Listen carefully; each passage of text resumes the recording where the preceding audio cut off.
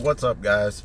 So I'm going to tell you a story about a time that I brought an Uber passenger to buy drugs and eventually got him to admit that that's what we did, that's what he did, and we ended up talking about it. He really kind of like poured his heart and soul out to me, actually.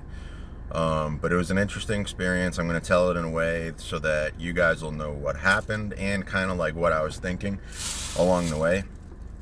So, normal Uber ride. I'm on my way to pick him up.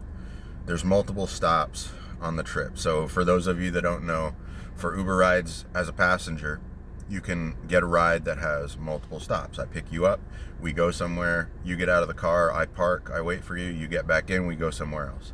So this particular ride, I pick him up, I see it has 3 stops. I don't know if I realized it was, or 4 stops actually. So first stop is Walgreens. We get to Walgreens. I happen to have had to pee really bad, so we stop there. I tell him I'm gonna go in and pee too real quick, and then we'll get in and go to the next spot. So as I'm walking in, I see he kind of makes a beeline to the ATM to get cash, and that kind of, so I was like, okay, but still nothing else really suspicious. It was kind of an average, decent neighborhood that I picked him up in. So I wasn't really thinking, at this point, I was kind of thinking maybe something's up. But anyway, he gets cash, I go pee, we get back in the car, on to the next stop. And it's this really, really ghetto convenience store, with, lots of kind of shady looking people hanging out outside. And so I park. He goes in. He's in there for like 5 minutes. There's a couple people smoking weed, and I smelled it, and which I don't. I mean, I smoke too. It didn't bother me, but it was just kind of adding to the suspiciousness of the situation. And as he was coming out, luckily for me, a guy sees me. I'm basically the only white person in the parking lot and at the store. And I'm sitting there waiting in my car. Somebody comes out, starts yelling at me, "Hey, what you waiting on? What you waiting on?" And then luckily my passenger came out a couple seconds behind him. And I was like, "Oh, I'm an Uber driver, look." And he looks behind him and he's like, "Oh, okay." So the guy gets in my car and we're off. And so at this point, I knew what was going on. Like, even though it was a regular store, it was obvious that what kind of store it was and what kind of goes on there. So, I wasn't, now I'm like the most laid back Uber driver ever. And I wasn't, as long as I get, if we happen to have gotten pulled over, I have nothing to do with this. I know nothing. I say nothing. I just brought him to go where he needs to go and go back home, whatever.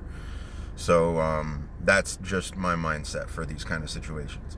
So anyway, I'm just kind of making conversation. I forget exactly how I got him to talking about it, but I steered the conversation in the direction of what he was doing, because I said something about the person smoking weed. I was like, "Oh, it smelled like some good stuff," or something like that.